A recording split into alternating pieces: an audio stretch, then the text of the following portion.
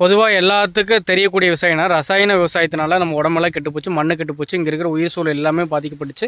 எல்லா பிரச்சனைக்கும் காரணம் அந்த ரசாயன விவசாயம் தான் அப்படிங்கிறது பொதுவா நம்ம எல்லாருமே தெரிஞ்ச ஒரு விஷயம். ஆனா வந்து இயற்கை வேளாண்மைக்கு நம்மளால மாற முடியல. ஏன் காரணம் அப்படின்னா, மண் வந்து என்ன போட்டாலும் இயற்கை வேலை வரமாட்டேங்குது. உரத்த அதிகப்படுத்தி போட்டே இருந்தா தான் ஏதாவது விளையுது அப்படிங்கிறது தான் இங்க இருக்கிற எல்லாத்துடைய கருத்தா இருக்குது. இதுக்கான காரணங்கள் என்ன அப்படின்னு சொல்லிட்டு ஆராய்ச்சி பண்ணி பார்த்தா, 100 ஆண்டுகளுக்கு முன்னாடி 1930, 40ல இந்திய மண்ணுல எங்க மண் எடுத்து பார்த்தீங்கன்னாலும், ஒரு புடி கையில ஒரு புடி மண் அள்ளினீங்கன்னா, 2 கையிலயும் ஒரு புடி வழியா நம்ம பண்ணோம்னா 2 1/2 கோடி நுண்ணுயிர்கள் அதில இருந்துச்சு. மண்ணுக்கு உயிர் இருக்குன்னா கண்டிப்பா உயிர் இருக்கு. அதில நுண்ணுயிர்கள் 2 1/2 கோடி இருந்துச்சு. இப்போ வந்து சொன்னா நம்ப மாட்டீங்க. இப்ப எல்லாம் கெமிக்கல கொட்டி, கொட்டி நாசம் பண்ணி, நாசம் பண்ணி சொன்னா நம்ப மாட்டீங்க. 10,00,000 20,00,000 நுண்ணுயிர்கள் தான் வந்து சராசரியா இருக்குது. அதில வரமாட்டேங்குதுன்னு அதனால தான் வரமாட்டேங்குது வெள்ளாம. அதனால இதே வந்து மறுபடியும் கெமிக்கல கொட்ட, கொட்ட நுண்ணுயிர்கள் காணாம போகுது. அதிகப்படுத்தி கொட்ட கூட இங்க உடம்பு நோயாகுது. எல்லா பிரச்சனையும் இதனால தான். இப்போ அந்த நுண்ணுயிர்கள் அதிகப்படுத்தினா, அந்த மண் வந்து அதுக்கு தேவையான வளப்படுத்திக்கும். எந்த நோய் செடி வந்தாலும் அது காப்பாற்றிக்கும். தரம் உள்ளதை அதுவே உற்பத்தி செஞ்சுக்கும். எல்லாமே அதுவே பண்ணிக்கும். இதுதான் வந்து இயற்கை வேளாண்மையோட கான்செப்ட். வேறு ஒன்றுமே கிடையாது.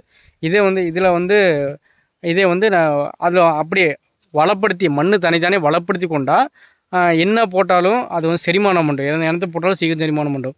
மண்ணை நிறைய சாப்பிடும். அதாவது நீங்கள் போடுற இது தாவர கழிவுகள், விலங்கு கழிவுகள் எதுவாக இருந்தாலும் மண் அது தனித்தானே சாப்பிட்டுக்கும்.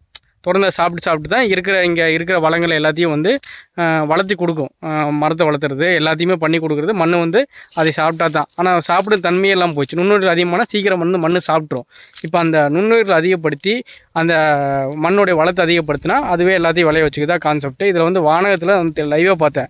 ஒரு சீக்கிரம் ரசாயன விவசாயம் அதிகமாக இருக்குல்ல, அது எது போட்டாலும் சிரிக்காது. அது வந்து அப்படியே கிடக்கும். ஆனால் வந்து வானகத்தில் அந்த நுண்ணுயிர் கான்செப்ட் தெளிவாக பண்ணுங்காட்டி இங்கே வந்து எல்லாமே செரிச்சிருது.